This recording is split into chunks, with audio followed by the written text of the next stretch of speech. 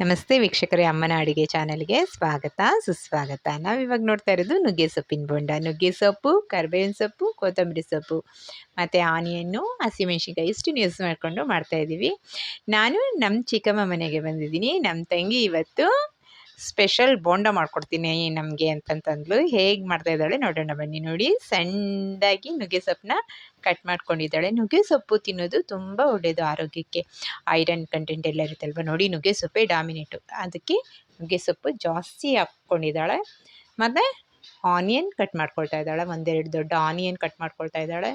Onion, ಕೊತ್ತಂಬರಿ ಸೊಪ್ಪು, ಕರ್ಬೇವಿನ ಸೊಪ್ಪು ಮತ್ತು ಒಂದು 5-6 ಹಸಿಮೆಣ್ಸಿನ್ಕಾಯಿ. ನೋಡಿ, ಆನಿಯನ್ ಹಾಕ್ಕೊಂಡ್ಲು, ಕರ್ಬೇವಿನ ಸೊಪ್ಪು ಹಾಕ್ಕೊಂಡ್ಲು, ಒಂದು 7-8 ಅಷ್ಟೇ ಹಸಿಮೆಣ್ಸಿನ್ಕಾಯಿ ಹಾಕ್ಕೊಂಡ್ಲು, ಕೊತ್ತಂಬರಿ ಸೊಪ್ಪು ಹಾಕ್ಕೊಂಡ್ಲು, ಮತ್ತು ನುಗ್ಗೆ ಸೊಪ್ಪು ಜಾಸ್ತಿ ಹಾಕ್ಕೊಳ್ತಾ ಇದ್ದಾಳೆ.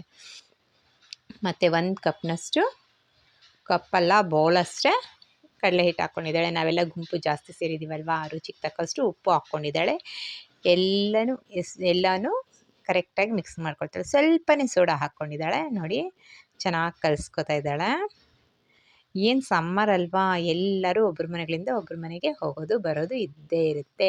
ಮಕ್ಕಳಿಗೆ ಚೇಂಜಸ್ ಬೇಕಲ್ವಾ, ಹಾಗಾಗಿ ಎಲ್ಲ ಕಡೆನೂ ಹೋಗ್ತಾಯಿದ್ರೆ ಬರ್ತಾಯಿದ್ರೆ ಅವ್ರಿಗೂ ಸಂಬಂಧಗಳಲ್ಲಿ ಪ್ರೀತಿ ವಿಶ್ವಾಸ ಎಲ್ಲ ಬರುತ್ತೆ ಅಲ್ವಾ. ನೋಡಿ, ಕಡಲೆ ಹಿಟ್ಟು ಇನ್ನು ಸ್ವಲ್ಪ ಹಾಕ್ಕೊಂಡ್ಲು, ಸಾಕಾಗಿಲ್ಲ ಬರೀ ಸೊಪ್ಪೆ ಇತ್ತು ಅಂತಂದ್ಬಿಟ್ಟು. ನೋಡಿ, ಎಷ್ಟು ಹದವಾಗಿ ಕಲಿಸ್ಕೊಳ್ತಾ ಇದ್ದಾಳೆ ಸೊಪ್ಪೆಲ್ಲನೂ.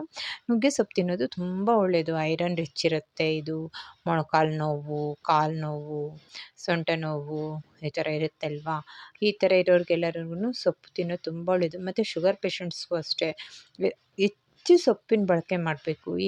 ಈಗ ಎಲ್ಲನೂ ಸೊಪ್ಪು ಬಳಕೆ ಮಾಡಬೇಕು ಅನ್ನೋದು ಎಲ್ರಿಗೂ ಗೊತ್ತಾಗ್ಬಿಟ್ಟಿದೆ ಅಲ್ವಾ, ಹಾಗಾಗಿ ಎಲ್ಲರೂ ಸೊಪ್ಪನ್ನು ಜಾಸ್ತಿ ಬಳಸ್ತಾರೆ. ನಾವು ಆಯಿಲಲ್ಲಿ ಕರಿದ ತಿಂಡಿ ಆದರೂ ಸರಿ, ಮತ್ತು ಬೇಯಿಸ್ಕೊಂಡು ತಿನ್ನೋ ಸೊಪ್ಪಿನ ಸಾರಾದರೂ ಸರಿ, ಯಾವುದಾದ್ರೂ ಸರಿ.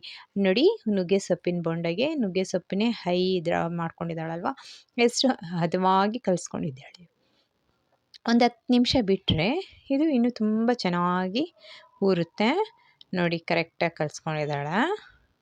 ಉಂಡೆಗೆ ಬರೋ ಹಂಗೆ ಕಲಿಸ್ಕೊಂಡಿದ್ದಾಳೆ. ತುಂಬ ಸಾಫ್ಟ್ ಮಾಡ್ಕೊಳ್ಳಿಲ್ಲ, ಒಂದು ಮೀಡಿಯಮ್ ಆಗಿ ಸ್ವಲ್ಪ ಗಟ್ಟಿಯಾಗಿರೋಂಗೆ ಕಲಿಸ್ಕೊಂಡಿದ್ದಾಳೆ. ನೋಡಿ, ಎಷ್ಟು ನೀಟಾಗಿ ಉಂಡೆಗೆ ಬರೋ ಹಂಗೆ ಬಿಡ್ತಾ ಇದ್ದಾಳೆ.